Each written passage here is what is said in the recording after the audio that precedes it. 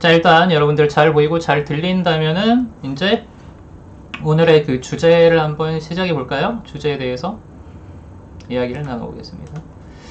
예, 전 일주일마다 보는 건데 그 되게 반갑죠? 반갑고 이렇게 막 채팅도 많이 올라가고 어디서는 채팅창으로 또 쫙 빨려 들어가고 그죠? 아, 피부가 빛난다고요? 기름이에요. 기름. 네, 태성님 어서오세요. 반갑습니다.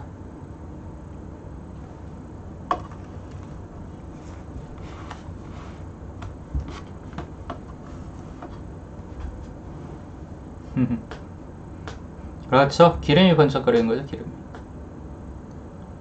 자, 여러분, 그러면 오늘은 이제 주제에 대한 이야기로 한번 들어볼게요. 지금 바로 들어가도 되죠? 여러분들 인사들은 다 나누신 것 같고, 그죠? 또 들어오시는 분들은 이렇게 또 채팅창에다가 인사 이렇게 쳐주시면 됩니다. 자, 그럼 오늘의 이야기를 한번 시작을 해볼게요. 저번부터 저희가 커뮤니티에다가 일종의 그러니까 설문조사를 했죠.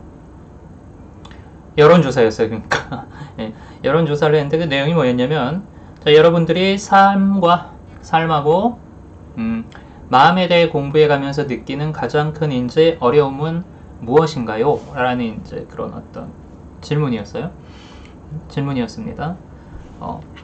그래가지고 5개 정도의 일단 그 유형을 5개 정도의 뭐라 그럴까? 그 질문을 나눠놨어요. 5번이 기타인데, 자, 그 5번 기타는 이제 제외하고 4가지 질문이 있었습니다. 첫 번째, 공부를 해도 효과가 없는 것 같다. 전체의 38% 나왔어요. 전체의 38%. 자, 그 다음에 두 번째로 많이 나온 게 하는 방법을 잘 모르겠다. 15% 나왔습니다. 아니야. 33% 나왔습니다. 33%. 그 다음에 세 번째, 공부를 언제까지 해야 할지 모르겠다. 15% 나왔어요. 그리고 마지막으로 3% 나온 게 있습니다. 이걸 왜 해야 하는지 모르겠다. 그 다음에 이제 나머지 그 기타가 사실 더 많이 나왔네요. 기타가 11%가 나왔네요. 이걸 왜 해야 하는지 모르겠다는 3%. 이게 제일 이제 덜 나온 거고. 근데 기타에 해당하는 뭐 여기 이제 그 저희 질문에 해당 사항이 이제 명확하게 없다면은 댓글에다가 이제 남겨주세요. 이렇게 해서 설문조사가 완결이 됐습니다. 자, 일단 전체적으로 공부를 해도 효과가 없는 것 같다라는 의견이 대세였어요. 효과가 없는 것 같더라. 제가 이거 지금 이제 표본 뽑을 때 몇 명이 참여했었지? 몇 분이 하여튼 좀 많이 참여하셨었어요. 근데 거기에서 공부를 해도 효과가 없는 것 같다라는 의견이 대세였습니다. 이를 통해 알아볼 수 있는 점이 있죠. 뭐가 있죠? 마음 공부라는 게 녹록지만은 않다라는 거예요. 녹록지만은 않다라는 거예요. 아, 저 기계 잘 못 만지는 것도 관념인가요? 관념도 있고요. 그 다음에 관념이죠. 자, 관념인데 또 뭐가 있냐면은 이 기계 자체하고 친하지가 않아요. 습관이 안 됐어요. 습관. 이 기계를 다루고 막 하다 보면 이제 또 잘 만지게 되겠죠. 조금 더 기계를 갖다 다루는 연습을 한번 해보겠습니다. 자, 어찌됐든 전체적으로 공부를 해도 효과가 없는 것 같다라는 의견이 대세라는 뜻은 마음 공부라는 것이 녹록지만은 않다 라는 뜻입니다. 자, 그런데 세상에 여러분 쉬운 공부는 없어요. 사실 쉬운 공부는 없습니다. 특히 평소에 이제 거의 신경 쓰지 않던 부분이잖아요. 어디가? 마음이란 영역, 거의 미지의 영역이죠. 미지의 영역이죠. 왜냐면 우리 의식은 대부분의 경우에 드러난 어떤 그것들에만 꽂혀요. 표면적인 모습, 좀 부분적인 모습에만 꽂힌다면 이 마음이라는 것은 명확하게 어떻게 외부로 드러난다고 여겨지지가 않기 때문에, 그렇지 않기 때문에 알아보는 것 자체가 힘들어요. 알아보는 것 자체가.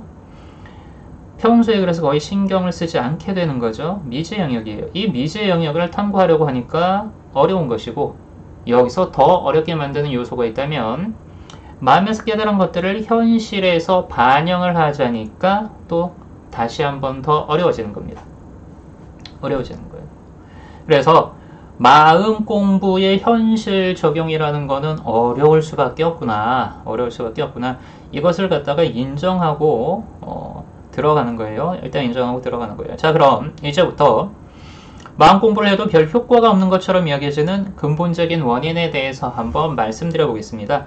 여러 가지 이제 원인들이 있을 거예요. 있는데 우리가 미처 이제 눈치채지 못했던 어떤 그 원인들, 그것에 대해서 한번 저항을 해볼게요. 자, 많은 분들이 별 효과 없다고 말씀하셨어요. 별 효과가 없다고. 왜 별 효과가 없는가? 의문을 가져봐야겠죠. 심지어는 어때요? 상황이. 마음 공부를 했더니 상황이 어떻게 돼요? 더 나빠지는 일도 있습니다. 더 나빠지는 일이 있어요. 이유가 뭔가? 현실 출력 회로 안에서 발생하는 저항 때문에 그래요, 여러분. 저항 때문에. 세레니티님이 바로 말씀하셨죠. 더 안 좋아졌다고. 맞아요. 안 좋아진 이유가 뭔가? 현실 출력 회로, 관념망 안에서 발생하는 저항 때문에 그렇습니다. 자, 이걸 잘 보세요. 마음 공부라는 것이 여러분들의 수행이 정상적으로 진행이 되면요. 정상적으로 진행이 되면요. 기존의 관념들하고 새로운 관념들이 어떻게 되기 시작해요? 충돌하기 시작해요. 충돌하기 시작해요. 기존의 관념들은 그러니까 기득권층이라고 생각하시면 됩니다. 이 기존의 관념들은 이제까지 내 삶을 출력해내는데 관여하고 있었던 메인 카르마들이라고 생각해보세요. 생각해보세요. 자, 개개인의 삶이라는 거는 관념들이 자신의 존재를 증명하고 확인하기 위한 유일한 무대예요. 자기 자신의 존재성을 증명하기 위한 유일한 무대예요. 이 무대를 갖다가 하나의 나라라고 한번 생각을 해보세요. 개인의 삶이라는 이 중앙 무대를 하나의 나라라고, 국가라고 생각을 해보세요. 자, 그렇다면 메인 카르마들이라는 것들은 개개인이 가지는 나 공화국의, 나라는 국가의 집권 여당이 되는 셈입니다. 집권당이에요. 지금 집권 세력이에요. 자, 이들은 자신들의 정권을 유지하기 위해 무슨 짓이든 하게 됩니다. 무슨 짓이든 하게 돼요. 이것이 바로 인간이 생존 본능에 의해 가지고요, 이기적으로 살아가는 이유예요. 자신들의 존재를, 자신들이 지금 장악하고 있는 정권을 유지하기 위해서 무슨 짓이든지 하는 거죠. 무슨 짓이든지. 자, 우리 내면의 수많은 관념들이 삶의 현장으로 드러나기 위해서는 하나의 통로를 통과를 해야 됩니다. 그게 뭐냐? 바로 나라는 채널이에요. 나라는 채널이에요. 자, 우리가 지금 유튜브를 갖다 보고 있죠? 나라는 것 또한 마찬가지입니다. 나튜브예요. 나라는 것은 하나의 채널이라고 생각을 하시면 돼요. 근데 관념이들이 자기들의 존재를 증명하기 위해서는 관념 그 자체로만, 개념 그 자체로만 활동할 수는 없어요. 반드시 뭐가 필요한가? 나라는 존재의 상수와 동일시를 되어야만 힘을 쓸 수가 있어요. 나라는 채널에 나타날 수가 있는 겁니다. 동일시가 되어야만. 자, 예를 들어 볼게요. 단순하게 여러분, 가난이라는 개념이 존재한다고 칩시다. 이 개념은요, 나라는 채널하고 통로하고 결합을 해서 나는 가난하다라는 관념으로 규정되지 않으면 큰 힘을 쓸 수가 없어요. 이해되세요? 이해되세요? 이때 나와 결합하는 과정에서 뭐가 일어나는가? 관념이들의 인격화가 일어나는 것입니다. 얘네들을 뭐라 그래요? 그래서 인격화된 관념이들, 내면아이라고 부르는 거예요. 자, 이 내면아이들이 이제까지 내 삶의 주도적인 부분을 형성해온 메인 카르마들로 활동을 하게 되죠. 이 얘기는 뭡니까? 얘네들이 나 공화국의 집권 여당인 셈입니다. 집권 여당인 셈이에요. 자, 우리 안의 내면아이들은요, 저마다 하나의 소인격체라는 사실을 아셔야 돼요. 나는 이것이다 라고 한번 인격화, 동일시가 일어나면 그 관념이들이 인격화된다는 사실을 아셔야 돼요. 그래서 소인격체예요. 자, 그런데 이와 같은 소인격화된 관념들이 우리의 현실 출력 회로를 쥐락펴락해요. 쥐락펴락합니다. 그런데 여기에서 뭡니까? 어떤 내 삶이 이제까지 수십 년 동안 이 메인 카르마들의 어떤 뭐라 그래야 돼요? 이 메인 카르마들이 유지하고 있는 이 체제에 별다른 저항이 없이 이제까지 쭉 하고 유지가 되어 오고 있었어요. 잘 굴러오고 있었어요. 평생 동안. 자, 그런데 갑자기 마음 공부라는 것을 통해서 이 관념이들의 정치판에 지각 변동이 일어나게 됩니다.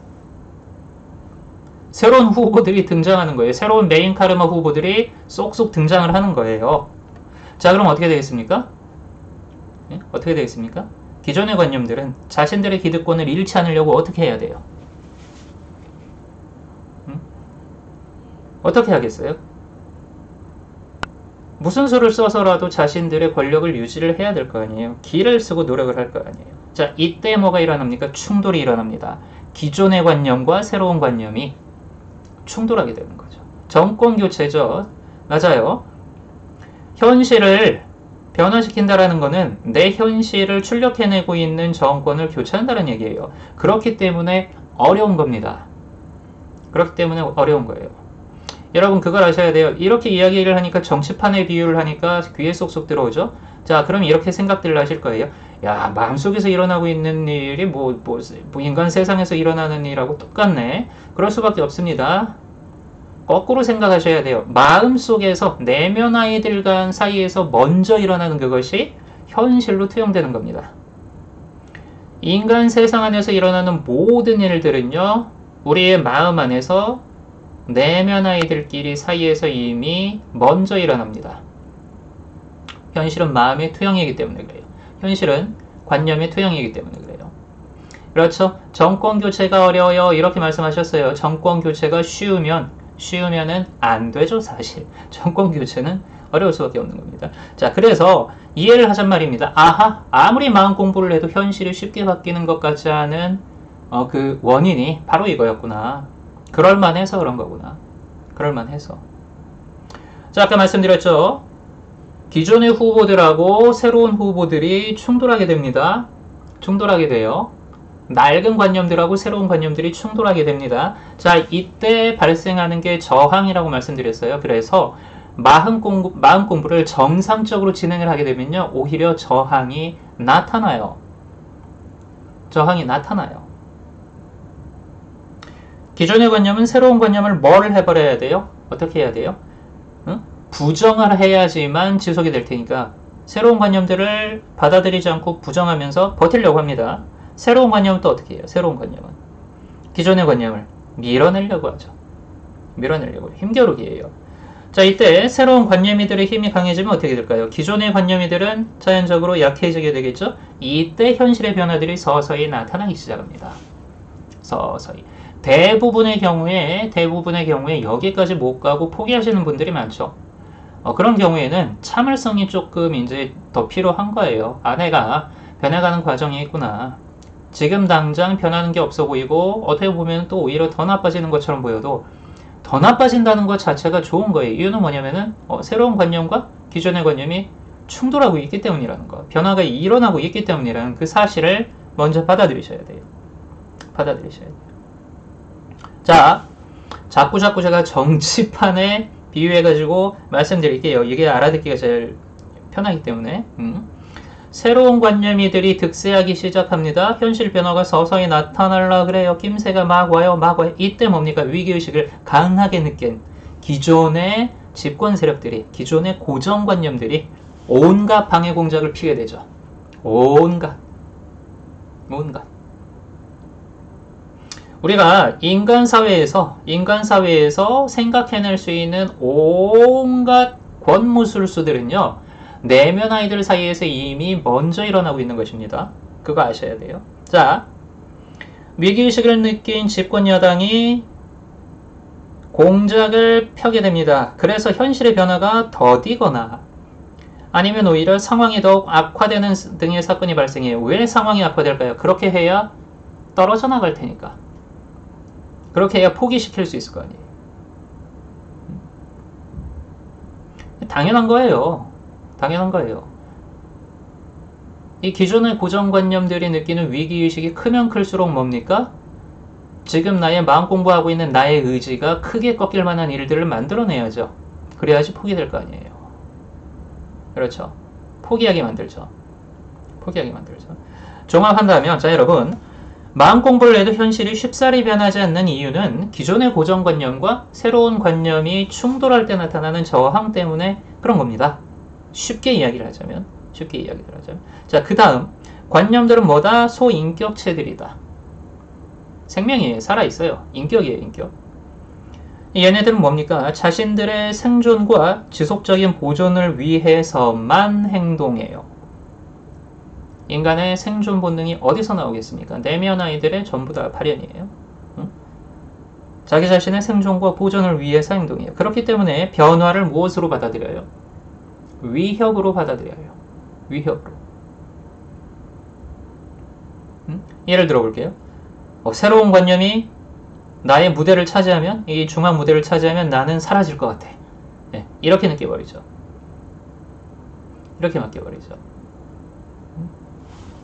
자, 결국 길을 쓰고 저항을 하게 된다. 그렇기 때문에 이것은 당연한 것이다. 당연한 것이다.